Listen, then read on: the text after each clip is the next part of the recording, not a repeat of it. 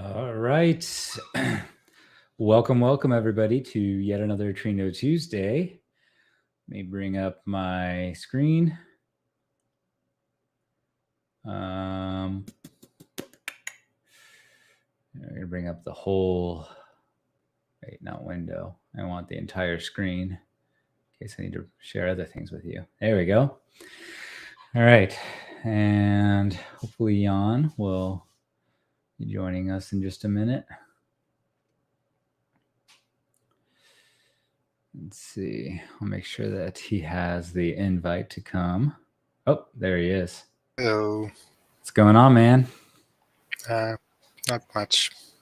All right. So I think we're actually going to do it today. Yeah. What do you think?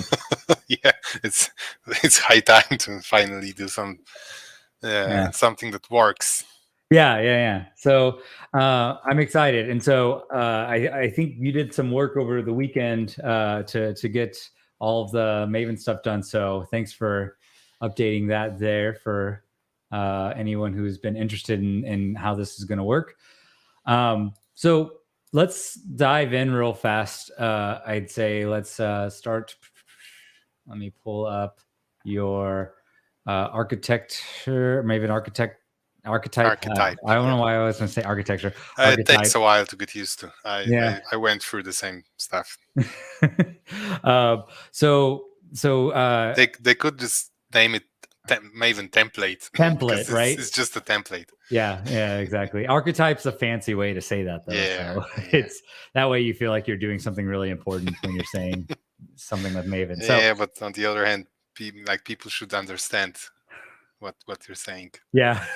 Very important, especially cross things. So basically, this is the PR that you've pulled into Trino. I actually am pointing remotely to your plugin archetype here. Mm-hmm. Let me see. I'm getting. Okay. Well, I thought. Yeah. So just a reminder for anyone that's watching this, I built an archetype for building Trino plugins as Maven projects. That includes a lot of bells and whistles that are not necessarily Trino related, like a GitHub workflow and a Docker file. So anything you might need to run it. I also opened a PR in Trino with the same archetype, but only the archetype. So it's a slimmed down version that only creates you lets you start with a fresh Maven project with the most basic Trino plugin, but without anything else, like what I just mentioned, like a workflow for running the CI on GitHub in a GitHub repository and a Docker file and stuff like this. So what you have in that PR is that literally like a pickup and copy of what you have in this repository, this Trino plugin archetype? Yep. Just only the Trino example plugin, not the JDBC plugin, because I still haven't figured out how to have multiple archetypes in the same repository without copying too much code, because the archetype builder directory actually holds everything that needs to create the archetype, and it's referencing the other project from the root directory here, right? And I just don't want to create a copy that would only be different with 3 different strings in 2 files. Got it. Yeah. But that I just might end up with something like this. Okay. So let's go ahead, and I'm actually gonna. I was thinking I was gonna go to the Trino one, but you know what? I'm actually just gonna pull the one that you have in Trino. Wait. I'm gonna plug in. So another difference is that I'm not publishing my archetype to Maven Central. So you cannot just run it as a Maven plugin. You have to first clone my archetype repository and build it and install it to the local Maven repository before you can be able to use it. If my PR in Trino is going to get merged, the archetype will be published with every Trino release, and it will be creating new Maven plugins for this exact Trino version. So that's that would be much better. And it also would be published under the group ID for Trino, which would also be a little bit better because I'm using my own group ID that people might not know or trust. Yeah. Okay. So here's a whole bunch of stuff that you changed. Yeah, I just upgraded dependencies mainly. I had Okay. some issues in the JDBC project. It's not a template yet. It's just an example Trino plugin as is. Okay. So I just updated it and fixed all the compiling issues, and it took me like, I don't know, an hour or 2 hours maybe over the weekend. Okay. So it had to be done, but it wasn't anything particularly interesting. just getting things working together and happy. Yeah, I mean, running Maven and finding errors in the log output is not particularly interesting. Yeah. It is the required work, though, if you're doing any type of playing around with, particularly developing on Trino. I mean, sometimes you're just going to have to do those things. Okay, and yours is extra interesting because this actually falls outside of directly working on Trino. This is like its own little world for now. Okay, so we're gonna run Maven install. Let's see if we have happiness from that. So it's gonna download all dependencies, then it's gonna, including lots of stuff from Trino itself.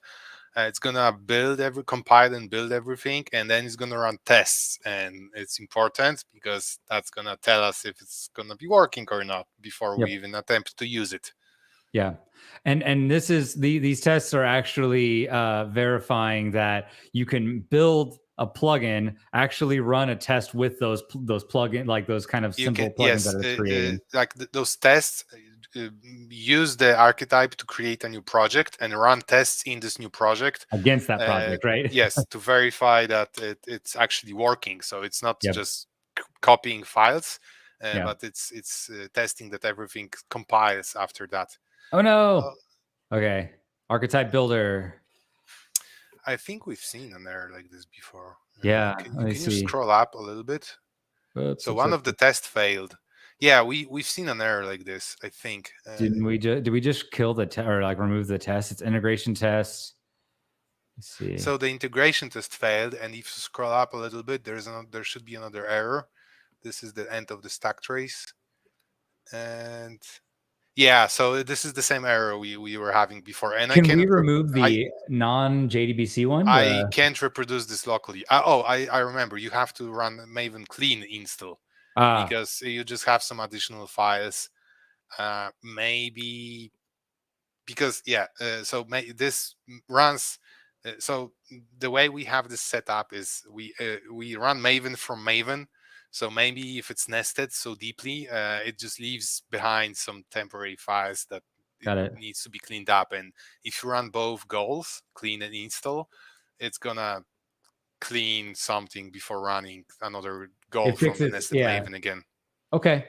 Yeah. So essentially, I mean, maybe and one thing to remind you is we should probably update that on the usage here. At least make sure to remember to clean for now. Oh, yeah. Maybe make a note of that. You can open a PR. I'll open a PR then while we're waiting for this to build. Let's see. In fact, actually, I like how GitHub makes it super easy to do this. I'm going to make a fork. Make a fork. Sorry, it looks like your fork is outdated. Update your fork. Oh, you got a fork already. I did because I wanted to potentially push some stuff back into this later on. Okay, so we're going to make sure we add clean install, and then let's think of the words that we're actually going to use here. Let's see. So should we just tell them how, like, should we add this information, or do we just put clean for now and then not tell them about all the... that's not necessary. Okay, so just add clean for now. Yeah, okay. The simpler, the better. Yeah. Okay. So add clean in the instructions to, and now I don't have the, there's a new error now. So we'll get to that here in a second. Add clean in the instructions to make sure that Maven aren't conflicting on second build. Okay. Propose those changes. Oh, Yeah, before we merge this, let's see if there's another issue. And yeah. Sounds good. I can probably go in and edit this, but then I'm gonna have to make multiple commits. Damn it. Oh well. Okay. So what's our next? oh, so this is interesting because this fader Oh, is, this is yeah, you because don't I have don't have Docker running. Docker But running. so this was a fader from the plugin, the Trino plugin project that was Yeah. created using this archetype. Yep. This is because so and this is perfectly fine. This is one that a lot of time you even if you're running Trino, if you're not So running a Docker daemon, which I don't regularly because I'm going to it have a first world messes complaint. up the Mac OS. So I try to turn it off too whenever I can. Well, and not only that, I was going to have a first world complaint that I only have 16 gigs of RAM. That should be plenty. So, but You don't know how many tabs I have open at any given time. we should mention why we need Docker to run tests in a simple Trino plugin. So Yeah. that the tests we run are integration tests that Yeah. actually run like a test version of Trino, but this is a real Trino server that Yeah. loads the plugin and try to execute a query using this plugin. So it tests the plugin basically end to end without any mocks. Okay. Yeah, and that makes perfect sense, right? Like, and so that's also another reason why we use it, particularly in the Trino proper project, right? Where we want to pull up things like Elasticsearch or MySQL or all these other open source projects that you can literally spin up in a Docker container, and you're actually testing it against the real thing. Yep. Yeah, it's very important. I mean, we get used to those things in Trino because Trino keeps a very high bar for quality. So we get used to them, and I don't think we mentioned that enough. That like what kind of testing we're doing. Yeah, So we should be talking about that more. totally. And there's the what was it? There's like this. Hold on. What was the name of that thing? Is it test containers? That's the name of the library we use, right? Yep. Yeah. So there's actually like a test containers library that actually like has all of the scaffolding that pulls these things up within like. So if you're testing this from a Java framework, you're usually using like kind of what is the test ng, whatever Java's calls it, and so basically there's like these test ng frameworks that have these little like hooks of when you need to start things up, and so this test containers framework actually like pulls into those hooks so that you can pull up this your world, your environment before all these tests start running, and you're making sure that there's no like strange race conditions that can come up if you're scaffolding this stuff yourself and kind of trying to custom code it, which we did for a while. And then we found out test containers existed and took away all of our, obviously nothing takes away all of your problems, but definitely made things a lot simpler to develop tests. Or there's a fun fact about test containers. So test containers make it easy, makes it easier to manage containers as dependencies in tests and to run some additional services required by tests. And they make sure to clean up everything once your test finish running, whatever they succeed or fail. Yep. And so they do this by starting another container that's supposed to clean up other containers, and it's called Ryuk, after the character from Death Note. Death Note, the anime about a demon. Yeah, and it's great, right? Because then anything that happens during all that testing, right, is just contained in that container, and then it just gets like as soon as like if you forgot to clean up something, it's okay. We're literally just going to kill this entire environment that we're running these environments in. So no harm, no foul. And that just brilliant idea and definitely great use of the container abstraction, ephemeral containers. Yes, because that's the whole point of containers, that it's contain easy the mess. to clean them up. We did it. Yeah. Well, you did so it. that ran for 3 minutes. It's quite a long time, but like at least we did explain. Yeah, I mean, we did explain what kind of testing we're doing. So we should have very high confidence right now that the archetype will be working fine, and the project created by this archetype will also be working fine. Yep. So pretty exciting. So we can test it manually in a moment. Yep. So okay, I'm gonna go very like step by step here based on what we have. And I'll put a pull request in here in a second. Hmm. So we just did Maven, and we'll eventually add the clean install there. So let's try to run this archetype code. Now if you could kind of go through. Obviously, this is a Maven directive that actually invokes archetypes. Anytime I've used a Maven archetype in the past, I've always had it in an IDE, and it literally just like it fills in all of these things like one by one in a little Hmm. wizard. So could you quickly explain like what each of these are doing so that Sure. people don't think it's just magic? So yeah, so like going from the beginning left to right, we're running Maven, and we're running the generate goal from the archetype plugin in Maven, Mhm. and passing a few properties to it. So the first set of properties is a group ID, an artifact ID, and the version of the archetype we'll be using. So a specific template that we want to use for generating a new project. And then we have to specify another group ID and artifact ID for our new Maven project. So the Trino plugin project we want to be creating. We want to create. So this is something that we have to come up with, the group ID and artifact ID. Yep. They don't have any other meaning. They just identify a Maven project. They don't have a meaning until you want to publish those to Maven Central. But I assume at the beginning we want to be publishing those. And The archetype, my archetype will will assume that you're going to be hosting this project on GitHub, and it's going to set up a workflow that's going to be publishing build artifacts to the same repository on GitHub. So it's not going to be leaving this repository. So again, you can use any kind of group ID and artifact ID. They should be unique, but yeah, they don't have to be unique. like if you're just building them on your own system and you're not publishing them anywhere, it's not going to be a big deal. Yeah. So TLDR, just choose anything. Just anything. But if you are planning on publishing it, which probably you're not, but even in a company thing, just use your company's like inverse web address, and then that should be fine enough. Mm-hmm. And then yeah, I've seen people using their their GitHub account name here as yeah, the group ID. yeah. So that would be com.github.9inchnick, for Exactly. example. So I will show you the one that we generated when we were attempting to do this last time, and we had an older version on this. In fact, actually, I need to go look at what version we just built.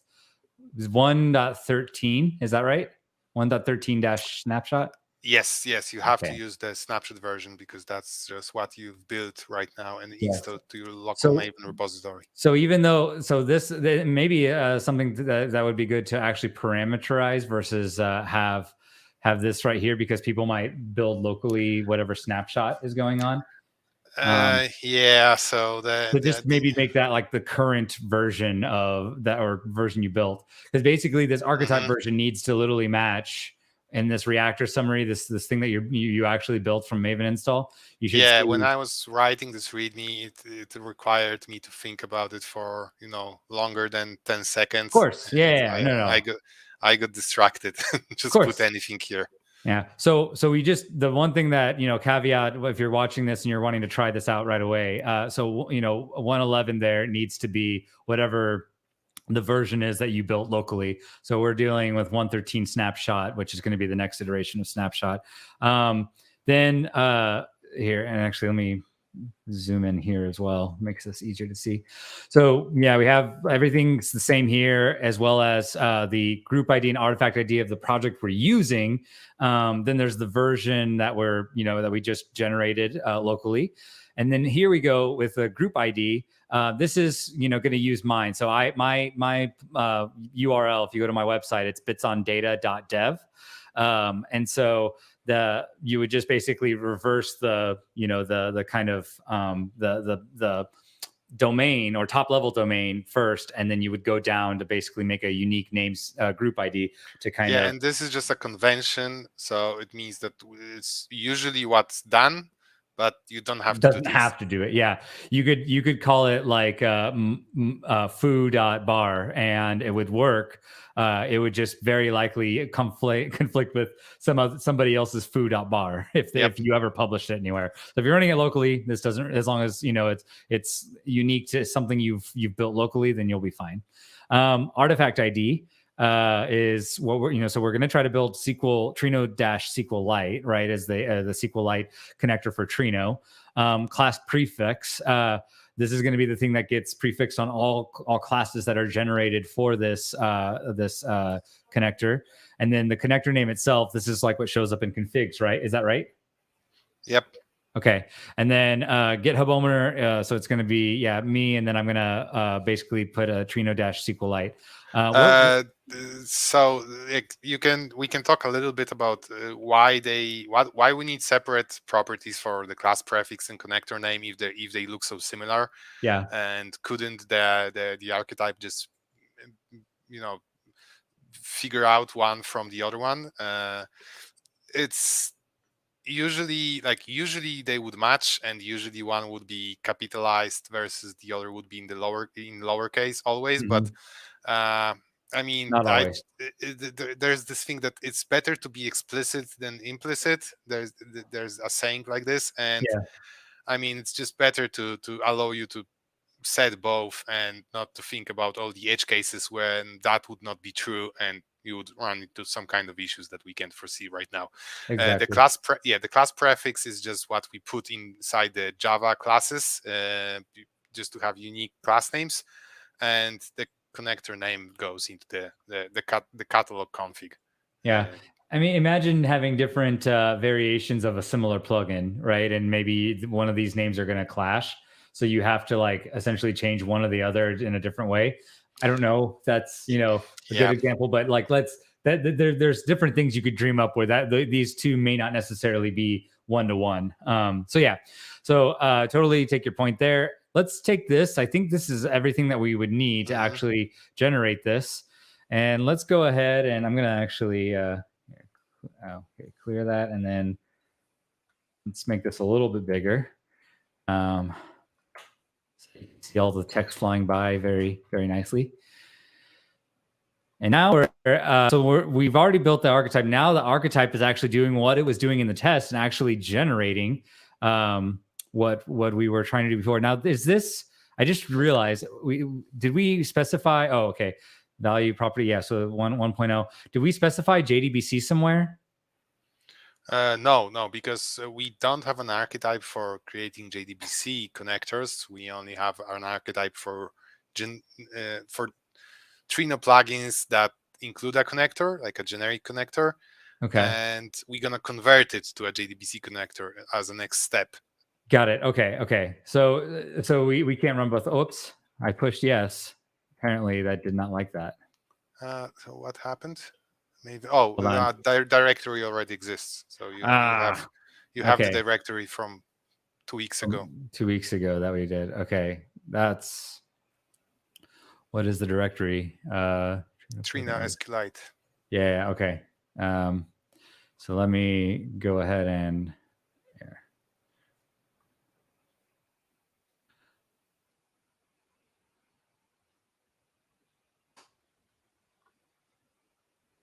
Okay. Now, I was actually just going to go, run it again. That was my first solution. It clearly didn't understand it correctly that time. I thought I typed something in wrong. Okay, and then this one will be yes by default, so I'm just gonna push enter. Yay! All right. Yeah, we might just want to add that version parameter in the README too. So if you don't specify all those archetype specific parameters when running the archetype plugin and generating a new project using the archetype, it's just gonna ask you. Yeah. Okay. It's gonna prompt you. Yeah. All right. And then so we have that now. We should be able to open. Let's see. So if we were to open this again in the, we don't want to actually open that one. We let's remove the one that we have in code right now, because that was the one that we created before. Oops, SQL. Oops, no, you need Trino SQLite. Yeah, and then that's going to be a whole. Actually, I want to remove everything below it. I do not want to remove that directory. So to the end, I said go to the end, and there you go. Oh, right, there you go. Let's see. So code Trino-SQLite. Okay, and we just have idea stuff. Oh, let's kill all that stuff there too. Remove. Remove. I'll basically just do this, and we'll remove everything that's hidden in there too. Oh, it's also directory. Okay, now let's nothing, die everything. Okay, cool. All right, now we have the Trino plugin archetype. We've run that, and now we need to just copy the Trino SQLite, move everything in there, and literally just plop it on over to. Couldn't you just copy the whole directory? Oh yeah. And you need cp-r or -a. See, is it that? Wait, what's -a? A -a is archive, so it includes it copies things recursively, but also preserves in lowercase a preserves attributes. And okay, I did not know I that. just use cp-a. Yeah, all versus out R of a nice. habit. Okay, that's smart. Okay, so let me see. Trino SQLite, learn something new like every day. Let's see. So then we also want to copy that into code, and then this one, SQLite. Okay. Now let's open it over here. Should be pointing to the same place. Oh man, my computer's getting super laggy now. I told you 16 gigs is not enough. Turn of Docker. I have Docker running. I have multiple. Yeah, we're gonna need it. Yeah, we're gonna need it, right? So to actually run these tests. So this is where I need 32 at least, maybe 64 gigs, because anytime I run a demo or I run a test while I'm doing live streaming, I always get this lagginess. Shouldn't be that bad. Maybe you change the settings of your IDE of IntelliJ to use more memory than the default. Yeah, I also do that for Docker, to be fair. Like Docker uses up a lot of memory.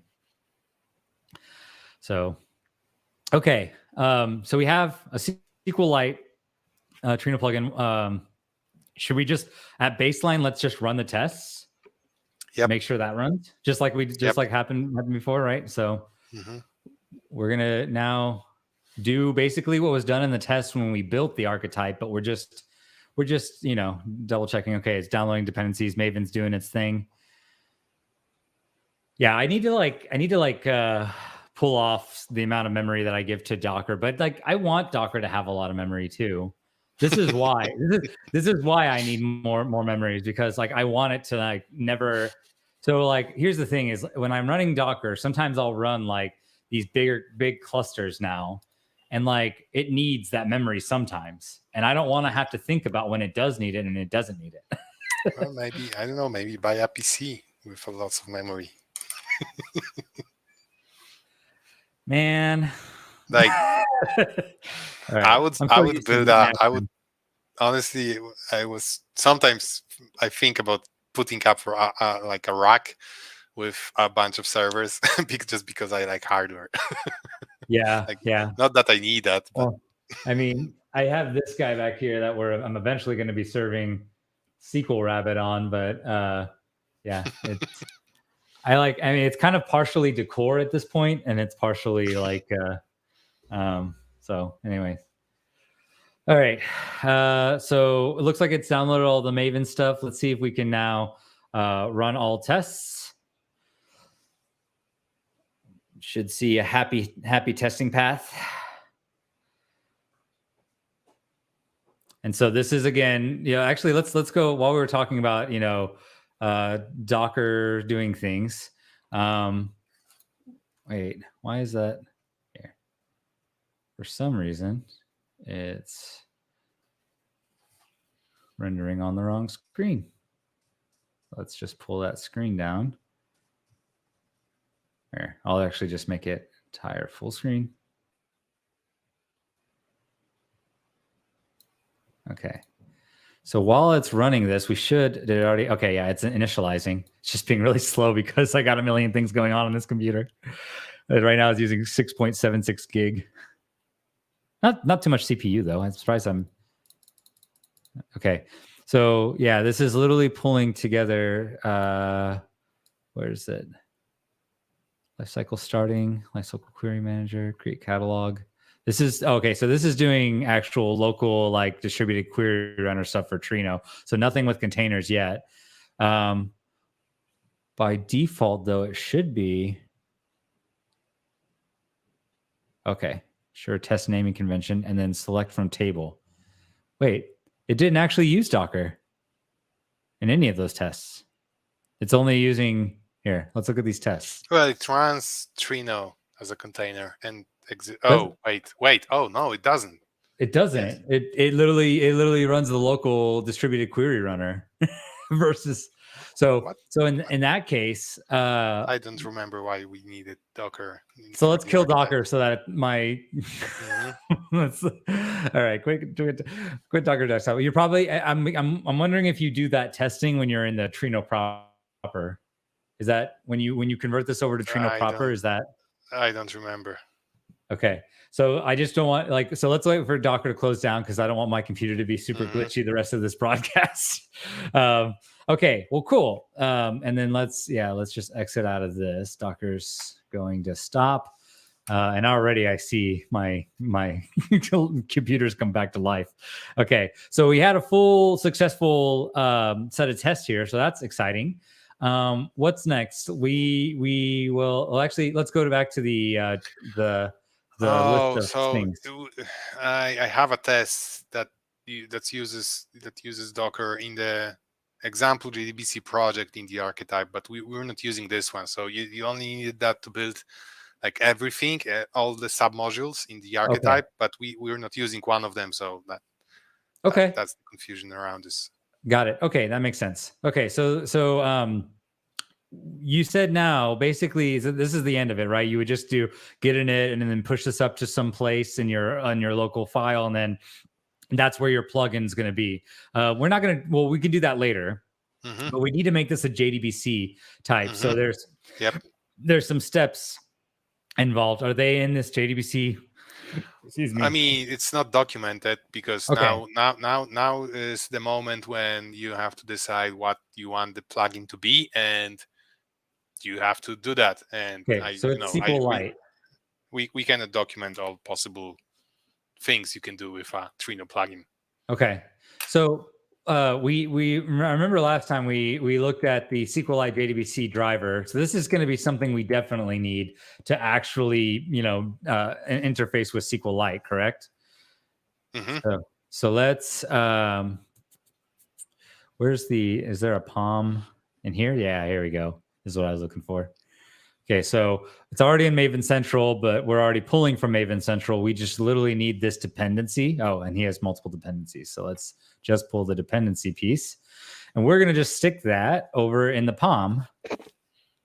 And that will go, let's see, let's go past, this is all the Trino standard stuff. There's a Maven plugin that that's one of the linters used by Trino that's going to be checking if all the dependencies are listed in the correct order.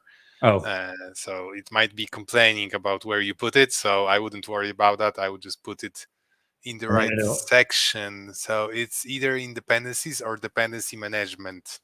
Okay. So it's complaining about it because it didn't download it yet. If you run Maven from the command line, it's just going to pull it, and Okay. IntelliJ is going to see it. It's going Okay, to let's do that refresh then. and notice that this plugin. It's going to be able to resolve it in the local Maven repository. Cool. Let me see. Just do Maven install. Yeah, install. Wait, is it? You said or is it? Is there's a Maven package, or what's the one that pulls down stuff? Maven. It's I think like pulling dependencies is in a very early phase of Maven. So I think even definitely Maven compile would pull dependencies because it needs them to compile. I was thinking about Maven verify, or is it verify? No, Oh, validate. it's because I didn't put a stupid version in here. That's why it's not finding anything. Let's find out what the version is. Latest version. Let's see, 3.41.0.0. Yeah, so it matches the version of SQLite, the upstream versions of SQLite. Okay, great. This was released like 5 days ago. Awesome. All right, now let's try compile. If that does it. There we go. There, it's pulling that down. So this is literally when Jan's talking about this. Unfortunately, I don't have a way to like zoom in on this terminal. Should maybe go back to regular terminal for that. No, I can't zoom in anyway. Okay, anyways. If you're sharing the whole window, you can just make the window smaller and it's going to appear larger for us. Yeah, but I'm not. That's the problem. I like to be able to switch back and forth between different, So basically, you just saw all that happened is because we specified this thing in the POM, it's pulling this SQLite JDBC jar down. So this is just the glue connecting, any JDBC connector to SQLite. So Trino knows how to talk to JDBC in general. It has a lot of JDBC, at least tools surrounding it to talk JDBC that we don't have to rewrite every single JDBC connector. And we have SQLite here, that the SQLite JDBC that is now making SQLite accessible via a JDBC driver. So that's step one. Let's see, what else would we need in this? We probably need SQLite as well as SQL. I'm sure you can get SQLite as like an embedded SQLite, right? Or actually, that can be Docker, right? Well, we can connect to our in-memory database using SQLite. Okay. So in the connection string, you would specify SQLite : / memory : Do we need a dependency for that, or is that like included already? No. It's SQLite is embedded, so it's only one thing. Like if you grab the jar, it's gonna be able to open SQLite databases as files or work with an in-memory database. You don't need anything else. And that should be included in SQLite JDBC. Yes. Okay, yes. Got it. That's what you're saying. Okay, so that's all we did. So we literally have a SQLite jar inside of this SQLite JDBC driver, and we should be able to run embedded SQLite. So that's already taken care of. We don't need Docker to do these tests. Okay. It might not be a jar file because SQLite is written in C. Might be some it's gonna be some sort of library. Yeah, I don't know how the JDBC driver is calling that.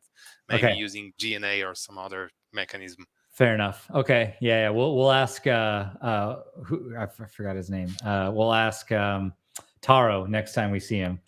We're like, Taro, how do you make your crazy magic work? Okay. Cool. So we have that and pulled down now. What's the next step? Let's see. So I think we just need to write it. Should we try writing a test or what? Or actually, no, we need the JDBC stuff, right? We could write a test initially just to see about just to get SQLite JDBC, make sure that we have tests. We have existing tests. So we will have to adjust those tests to assume that we'll be running using we will be able to run queries. Okay. Because the the example plugin that gets created using my archetype includes a connector that has a single table with predefined columns that always returns a single row with predefined values. And the tests that exist for that exercise this and run queries against that single table. If you're going to be creating an SQLite connector, if you start it up, it's not gonna. And if you're going to be using an in-memory database, it's going to be empty. So one thing we will need to change in tests is to create some tables to be able to query from them. So that's how we're gonna need to be able to. That's how we're gonna need to change the tests. Okay. We can either start with that, or we can start removing things that we don't need from.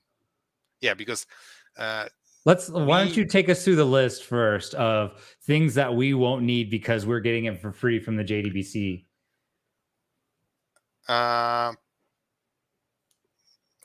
The best thing to do is to compare this with the example JDBC project we have in the archetype project. Okay. Because it's a fully functional JDBC plugin. Got it. So let's just see what it takes to create a JDBC plugin before we do that in our project that we just created. So let's go look inside code, and then under code where you'll have Trino plugin archetype. And then this one is the Trino example JDBC. Oh, now you're showing a window that's not being shared. Oh, dang. See, and yes. I followed your advice. And I was like, I want people to see. You can look around in your terminal here in the IDE or whatever, or just open a new project. Because this example JDBC submodule in the archetype is a fully functioning Trino plugin that you can run. So I should be able to pull and you can open it as another project in IntelliJ. Okay. Let's see. That's what I was trying to do, though. I was opening it in a project here, and then that's why you can't see the modal window that comes up. Here, the archetype. We actually built the archetype from a real project. This is one of the functions built into the Maven archetype plugin. That can generate a template from an existing project. Okay. So it's doing the reverse operation of creating a new project from a template, where it takes an existing template and creates a template it takes an existing project and creates a template from it. Yeah.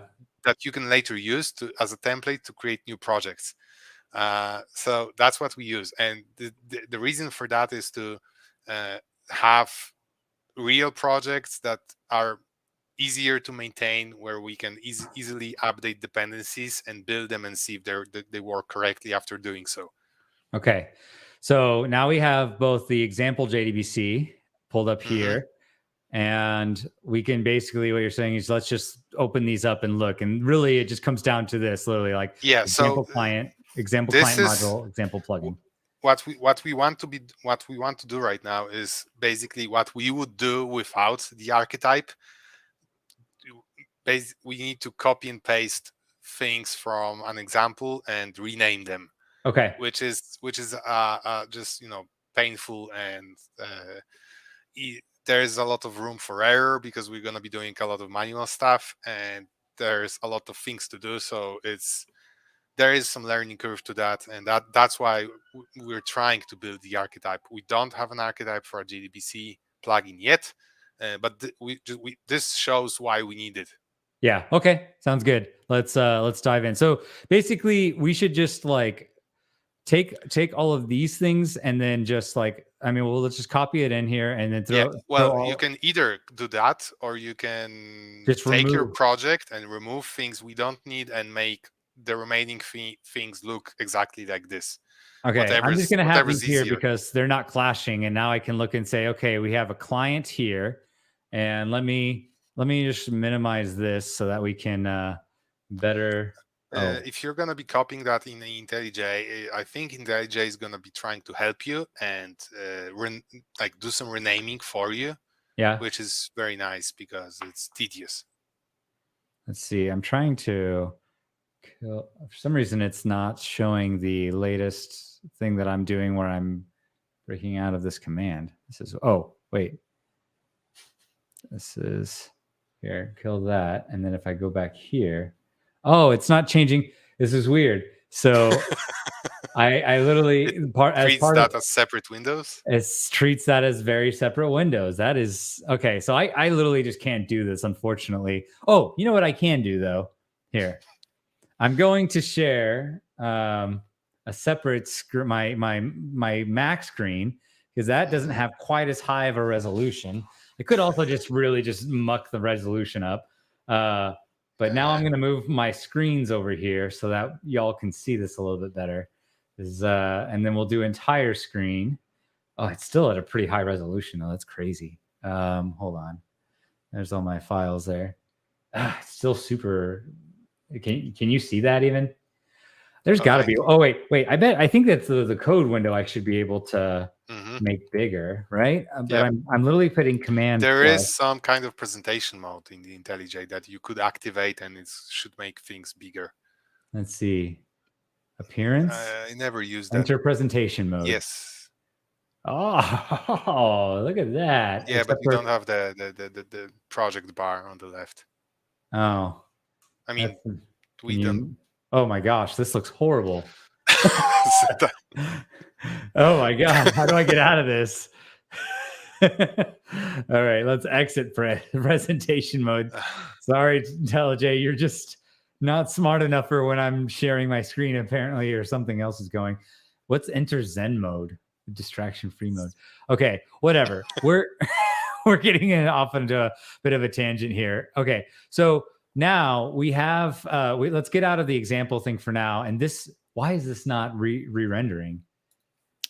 Might have something to do with StreamYard. How StreamYard is requesting screen sharing from the browser. There we go. Okay, so this is a little bit better. And then here's what I did here. So yeah, unfortunately, this is probably as good as it's gonna get. Unless I literally mess with, let me see if I can just mess with the resolution. Last ditch effort here. I promise we'll get back to the regularly scheduled thing. It just, I hate when I feel like nobody can see what the hell I'm doing. Let's see, settings. And let's do with the displays. And let's make this display settings.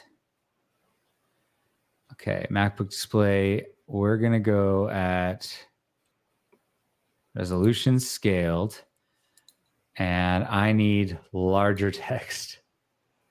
Is that better? Yeah, it's much better. Much better. Perfectly fine. Yeah, and there's even one larger I could go, but I think that's fine. That's fine. We need some space to work. Okay, cool. Yeah. This is how I'm going to do my demos here from now on. Sorry about everybody from having to experience this the first time. Okay. So, hold on. I want to go. Sorry, I'm losing my train of thought. Okay, I want to go between clients here. So we have this client. It's getting really pissed, right? This is pulling from some JDBC thing. And it's like, is that even there? And so let's start out actually by pulling in this JDBC piece. So we're SQLite client. Actually, there's no client there. I thought that. Oh, I see. This is specifically just a JDBC thing. I'm going to ask all the dumb. You're missing the import because we don't have the dependency in the POM file. Yep. So let's start by doing that. Let's pull in add Maven dependency, and this should find us base JDBC client. And we're going to pull in the latest. Those are not the latest. Not the latest, but I'll very old the versions. You can compare copy it from the POM file from the example JDBC project. Or I'll do what I just did where I did the stupid thing, and I'm going to pull in the dep Trino versions and put that wherever it just pulled in 3 something. Oh no. It did? It modified the POM file? I thought it did. I double clicked on it. It should. Oh, it just did it in a really dumb spot. Okay, so there. Let's pull that. Why is that complaining? Huh. Okay. Well, we'll come back to that later and see if it's actually a problem when we compile. Okay. So let's pull this up with Trino things. I'm sure it'll complain at some point, but we want this with all of our, let's see, this airlift. We don't have any IO Trino stuff in here. Strange. Okay. We'll put this right on. We'll put this at the top. See if it complained for that. It'll probably have another place it wants to put it. But there we go. And then we have that. And then that should ideally resolve this. Okay. And then there's a logging thing that it's saying we need to have in here. Let's see if we can find that. Updating Maven indexes. Oh no. Oh man, this is gonna take a long time. Let me just go and find out. Okay, the logging. Well, I'm just gonna do what you were just telling me to do, or we're just gonna go find out what it is. And let me see. This is in the. I need to go to the example JDBC. I need to go to that project. And I need to go to POM. And then there should be something in here with logging. Log. It's literally these two things. Is there one of these other things? No, okay. It's just these two things. And we need, so let's just see if it's either of these two. I need to pull over. We're going to pull that over to the side. Okay. So this is the fun, very, very fun. Okay, there's airlift log here already and log manager. So what's the difference between these two? What gives? I have no idea. Let's see. There's log, dep, airlift. I mean, sorry, I have some idea, but I don't know. Yeah, you don't want to start postulating whenever it could just be totally. One's the manager and the other is not. Yeah, good observation. That's a good start. Okay, so I don't know why this is. Why is that not in the remote query modifier? Is that a JDBC thing? No, it's Trino plugin.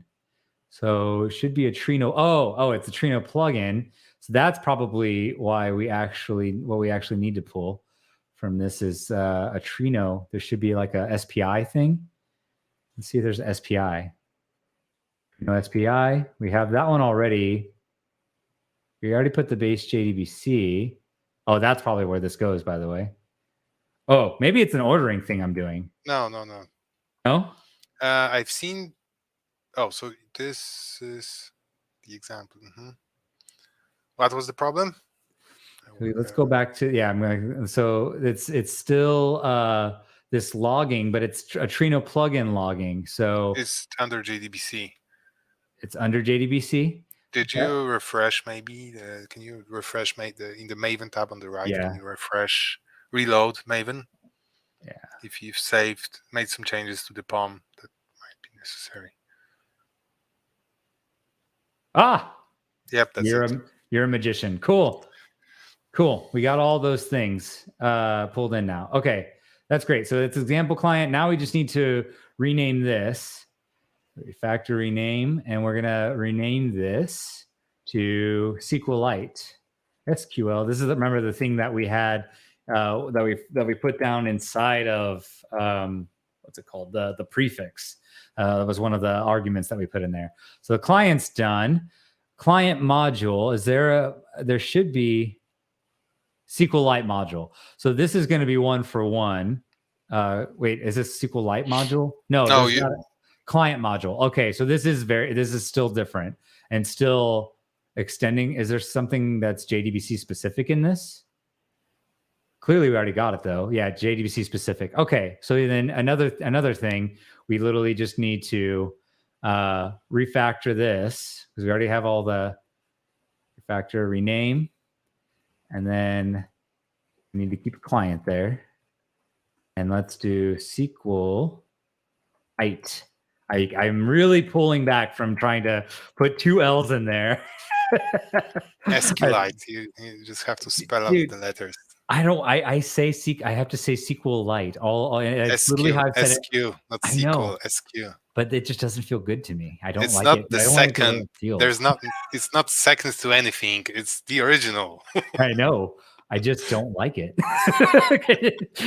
I don't know how else to tell you. Okay, so the plugin here, this is the one thing that's one-to-one here. So literally, like everything else in here, we should be able to just crush because this is all like this is just to get so you get an appreciation for like what the JDBC like abstraction does for you.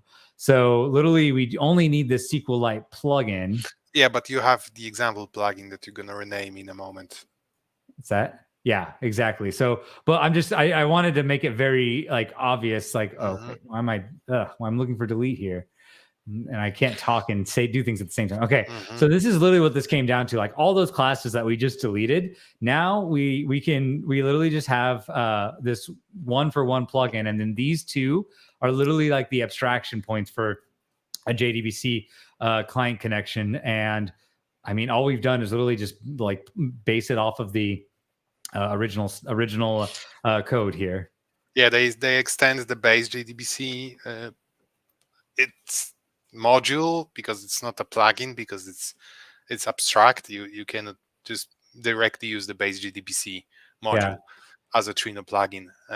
What about this one? We probably do want to actually pull in this SQLite connector factory thing. You still have you still have two plugin classes. No, I know that, but I'm saying, what do we do for this one? Oh, do we actually just get rid of this then? Yes. Like we don't want to do it the way that it was being done in the generic one where we're using a factory because that's, let me see where it's embedded somewhere. So that the base JDBC module is doing all the similar stuff that we have in our plugin. Yeah, in our generic plugin. It's just doing this internally and we don't need to be aware of it. Okay, sounds good. All right, so then now we have this client module instead, and then we just need to change this to SQLite. Almost did it there. SQLite. SQLite. Yeah, and you don't need the suffix, the JDBC suffix. It's SQLite as so this is the connector name. Oh, got it. Okay, and you just wanted to, okay, got it. That's the same thing that we did in the other spot. Okay, sounds good. All right, so now we technically should have like a SQLite connector, right? Should we just run it like? Should we run this? You can do the same in tests, like get rid of those tests and copy the ones from the example JDBC project. Okay, got it. Because those are like we're gonna be just running slightly different tests. Okay. All right. So and then we're gonna see what's in there, what's actually being executed as tests. And so in this one, we actually do depend on Docker. Is that so? Sorry, don't copy all of them. We will need to modify them. So you don't need the testing PostgreSQL server because this is what's using Docker. In this example JDBC project, I used PostgreSQL as an example to test it. And PostgreSQL requires an actual running server, like in a separate process. So we use Docker for that, and we're not going to need that. Got it. Okay. And we just need to rename the files here to not to have example in the name, and then remove references to this PostgreSQL server. Okay. We don't need to replace it with anything. We just need to remove it because we're not going to be using any server. Yeah. Because SQLite runs embedded in the same process. It doesn't require a separate server process. Okay, so let's get rid of that and that, and then anything here. We'll put our own connection URL stuff here. Yep, in a second, and then we need the SQLite plugin. Yep, so just fix the names, and it's gonna recognize the. I do that every time. I'm like, oh yay, I can just replace this, and then IntelliJ's like, you want the whole thing. You can double click the whole name instead of trying to fix the prefix only, and just type a new name. It's going to be faster. I think that's like typing everything from scratch is actually faster than trying to correct it. Oh, yeah, it's usually what I end like if I've been in practice doing this. It's literally because I haven't had my hands on code for like extensively for a long time. Let's see. So it's like I am basically developing all the old bad habits that I got rid of whenever I was let's just think. Oh, okay, it's another create query runner. So let's just wait, we need to create query. Oh, will just be empty then. No, remove the server and don't pass any argument Oh to yeah. create query running. Okay. Perfect. Yeah. And then what else? Okay. No more related problems. And we literally just need to update the connection URL. So I need to look up, I always forget in memory. Let's look up, here. You need an example JDBC connection string. Yeah. You I'm going to do that right now. Yeah, I would find it on the driver page. Should have some usage examples. Oh yeah. Okay. So that's cool. Serial. Okay. And let's see if he has Mac or OS. That's pulling this in. Where's the? Oh, here we go. JDBC SQLite sample DB. So this opens a file called sample.db. If it doesn't exist, it's going to create it if you create some tables in it. Got it. Because it's going to be saving the file on every change. So every so time then you we change have to the schema execute or these types of things. Well, we don't need to create a file because we're just going to end up with a file that we probably will commit to the repository by mistake. I would replace the file name with memory, like semicolon memory, colon memory colon. So I think you need additional colons around it because it's like it's a special name that SQLite recognizes, but a single one in front and single one at the end. It should say something about that here on the page. You can just search for memory. Memory. If not here. Yeah, let me just look up. I'm just going to Google SQLite memory. Yeah, that's what I did right now. JDBC connection. Yeah, it's what I told you. It's exactly that. It's just colon memory colon. Oh, and then I just have one single colon though. I put 2 colons at the end. Yeah. Okay. That should be in there. And then you need some username. I mean, you can put anything here. Probably it's not gonna verify that anyway. And you can leave an empty string for the password. It shouldn't matter anyway. It's not going to be password protected. I always remember string. And you have to change, find all other occurrences of the word example here, because I can see that we create the catalog we create is named example. Always like to have an empty string thing. It's just an empty string. I know. Don't over analyze it. You don't need a constant for everything. I know. All right. Unless you're worried about having something like an zero with space character inside it. Exactly. Okay. So logger name, let's do SQLite. IO. Wait. Set level io.trino.plugin. This one we want to actually update to my thing, right? Because it's actually a dev.bits on data, right? Yes. Oh, that might be something that we're missing in the archetype. I think that's something that's missing in the archetype that we don't want to have happen to all of.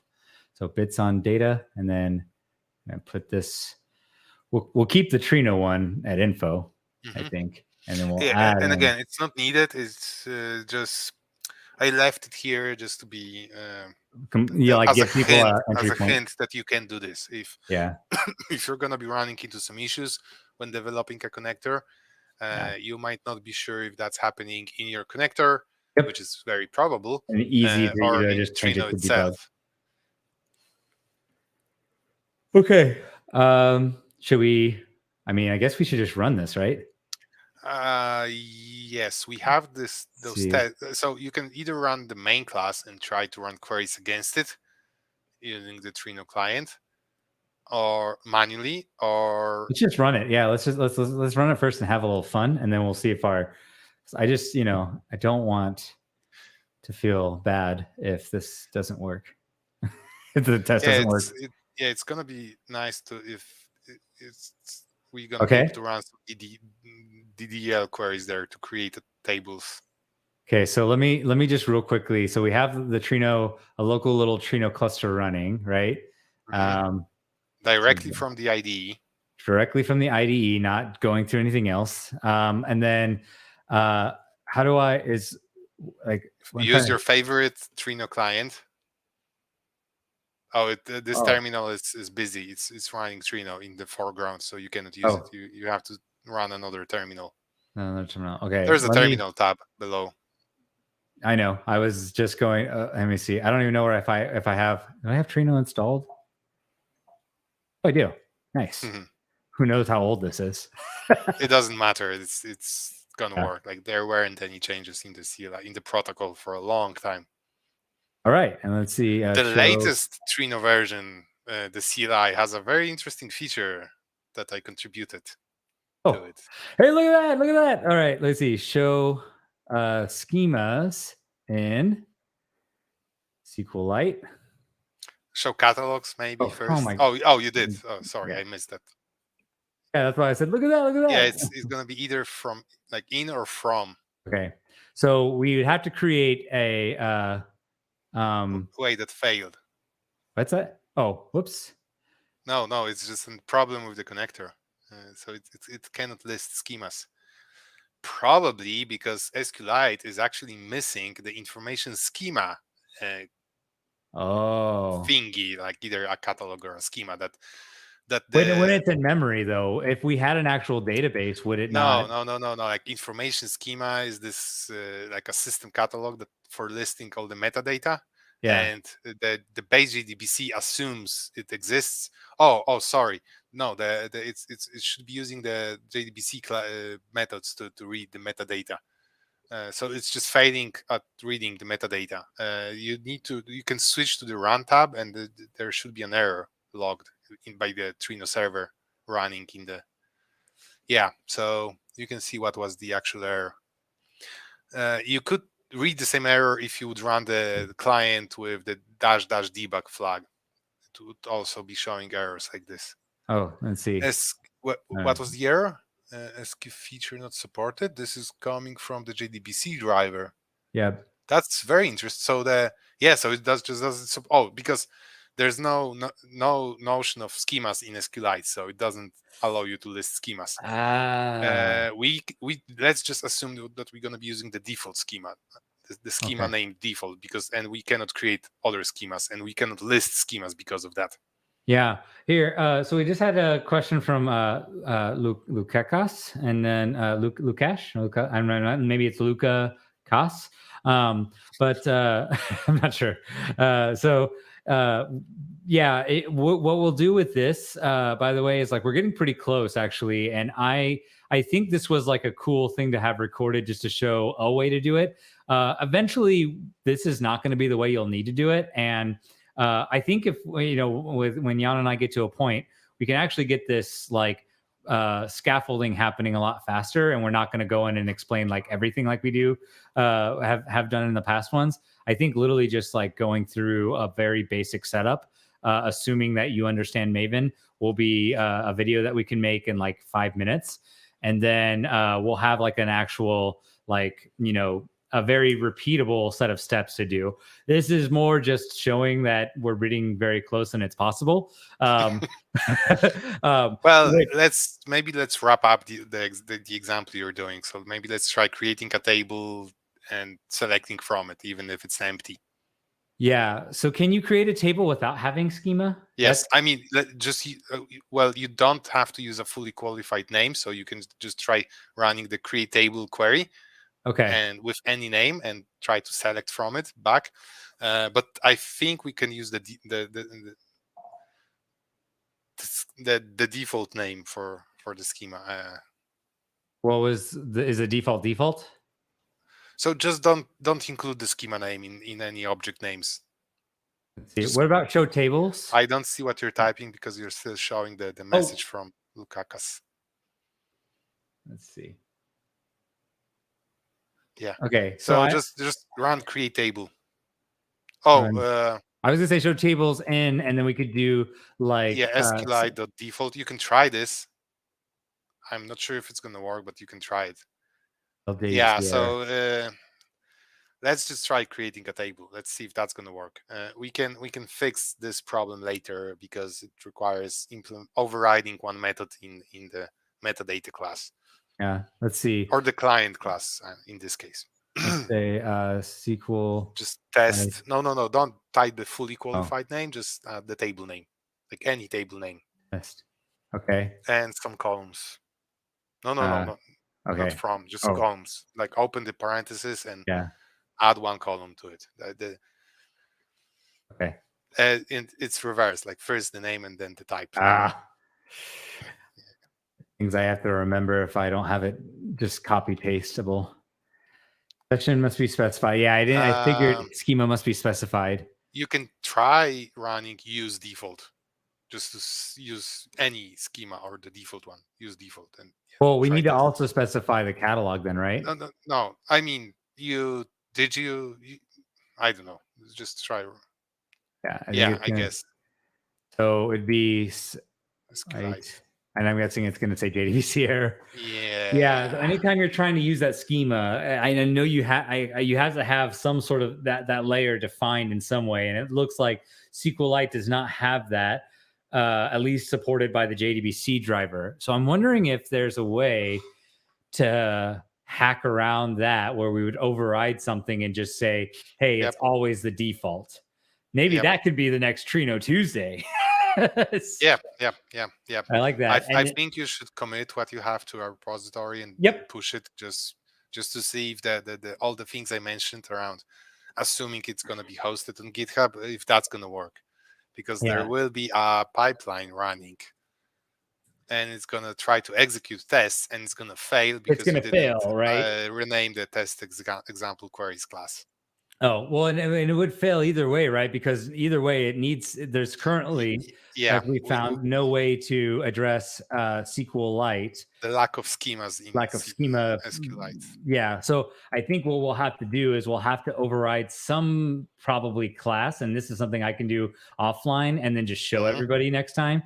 And Yep. then we'll roll with that. But basically you have to override probably some class in the SPI to say, here's your fake, It's you not know. SPI, so it's not SPI. Like all the metadata stuff is execute, like all the metadata methods called through the SPI as in the base JDBC class are implemented in the client. So you have the SQLite client class.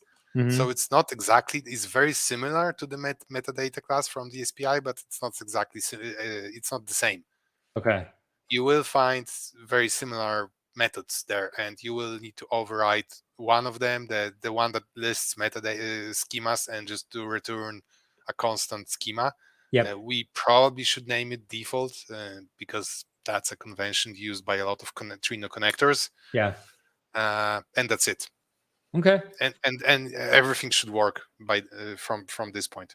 So, I mean, bottom line, like this is literally like the code that you have to work with when you're working with JDBC to get it like at least we got it functioning at the catalog level. And then like I this isn't even a limitation of what JDBC is doing. This is literally just a limitation of SQLite not having something. So let's just like to summarize like why this is so cool, right? We talked about like we showed you how to set all this stuff up, but this is literally like two column mapping. This is, actually setting up the mapping of columns from a SQLite type to a Trino type and And vice yeah, versa. this is a bunch of default mappings that are generic and would probably work with most databases. Yep. I doubt all of them, but most. Yeah. SQLite has this problem that it's not strongly typed. It doesn't really enforce types at Yeah. all. It has very few basic types and doesn't really even enforce them. So you can have different values of different types in a single column, which Yeah. is kind of bad for Yeah. for a database. Yep. But Trino requires this mapping because it needs to know how to convert values when reading them from SQLite and writing them to SQLite. Yep. Even for predicates. So if we're going to be running queries with predicates, with like a where condition, where we're going to be specifying like some conditions for some columns, Trino will have to be able to convert the types of those values to what SQLite would understand. Yep. That's why we need the right mapping, for example. Which is really, so I mean, and that makes sense. And like, but what's really crazy about this is like, so JDBC when you think about like all the things that are exposed and supporting by JDBC, you literally just need to do this type mapping. In SQLite's case, there is a little bit of extra work we're going to need to do, right? We're going to have to figure out how to fake out basically these calls that are trying to find the schema level. But outside of that, literally everything else is just standard. So maybe there are a lot of like, you know, nitty gritty like SQLite details that we could eventually get ourselves into that would require even more code, but not, I imagine it's not that much. And to get a basic, you know, Trino functionality working where it can point to a SQLite in-memory database, that's pretty cool. I think that's pretty neat what we were able to do in just like copying this over and imagining how fast this broadcast would have been had we had the archetype already like pre-packaged and ready for us. A second archetype specifically for JDBC plugins. Yep. So JDBC connectors for Trino. Yes. And so, yeah, specifically getting the JDBC connectors. And then at some point, you know, and right now we have the one for more generic stuff. We'll go eventually into something that isn't JDBC, that isn't exposed by JDBC. And we'll go into more of the specifics of like all what's going on in the background of these. But I really like this SQLite thing to get us started. And yeah, and so I don't know. I think this is all I really wanted to show and had to say for today. Hopefully this was helpful for those of you that are GitHub repository. I will definitely do that. It won't that one. I don't think that's rocket science for most people. So I won't do that now, especially because we're going over time. But hopefully this was like kind of, you know, helpful. And Jan, like this is super cool. Like this work that you're doing, I want that we get this at some point into the main Trino repository, that we have like the documentation that you've already set up for this. So so if you think this is like super cool and you play around with this and you want to build something with this, like reach out to me on the Trino Slack. Let me know that you're doing this and that it's something that could be very useful to you. And yeah, and that'll kind of help this this project kind of take off. So so yeah, let's figure out how to fix this next week on basically getting the full commands running in memory on SQLite. And it looks like we didn't have TPCH in there either. So we need to get a TPCH in there so we can copy it over. We can copy over some random data into it. I thought I saw it in your Postgres test, but then it just, when I did the catalog show, it only showed memory and it showed SQLite. Yeah, so, I don't remember. So we'll have to make sure to have at least a TPC so that we can just get some fake data loaded in there real fast. But I think once we get that done, it's gonna be fun. Well, cool. All right. Well, see you all in the next week's setup. Thanks again for fixing this in between your cyberpunk time, Jan. It's greatly appreciated, and I think we're gonna do a lot more around this in the coming weeks. All right. See ya. See ya.